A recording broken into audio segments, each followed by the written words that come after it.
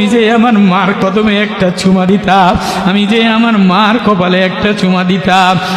মা তুমি না কত দামি, তোমার চেহারাটা না কত দামি। সেজন্য তো মায়ার নবী দরদি নবী মদিনার দিকে, মদিনা থেকে আবা পাহাড়ের দিকে তাকায়া তাকায়া কান্ত।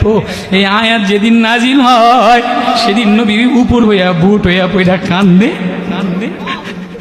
সাহাবায়ে কেরাম বলে হুজুর ওঠেন, বলে না না, আমার মার কষ্ট আল্লাহ কেমনে বয়ান করছে, আমার মার জন্ম দেওয়ার কষ্ট কেমনে বয়ান করছে।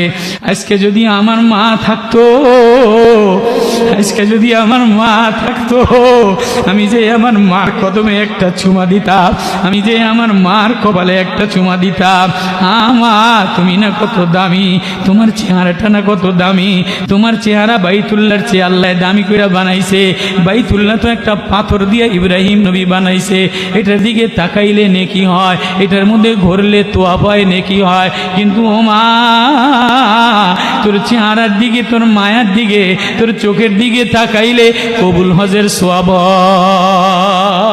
ও মা, তোরে বাজারে ঘোরার জন্য বানাই নাই, তোর কণ্ঠটা বাজারে শোনানোর জন্য বানাই নাই, তোরে দুনিয়া কামানোর জন্য বানাই নাই, তোরে স্কুলে কলেজের কামানোর জন্য বানাই নাই, তোরে ওকালতি করার জন্য বানাই নাই, তোরে ইঞ্জিনিয়ারিং পড়ার জন্য বানাই নাই, তোরে দোকানে ব্যবসা করার জন্য বানাই নাই। তোর কণ্ঠ তো এমন কইরা বানাইলাম, তোর চেহারা এমন কইরা বানাইলাম, তুই আসমানের দিকে ডাকতে দেরি, আমি আল্লাহ শুনতে দেরি করি না।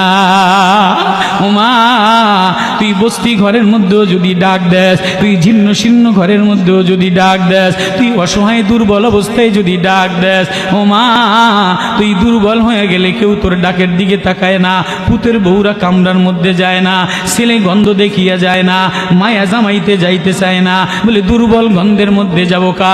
আল্লাহ বলে হে, কোনো বান্দি যদি আমারে আল্লাহ বলে ডাক দেয়, কোনো অসহায় বান্দি যদি আমারে আল্লাহ বলে ডাক দেয়, আমারে বলে আল্লাহ তুমি ছাড়া না আমার আর কেউ না।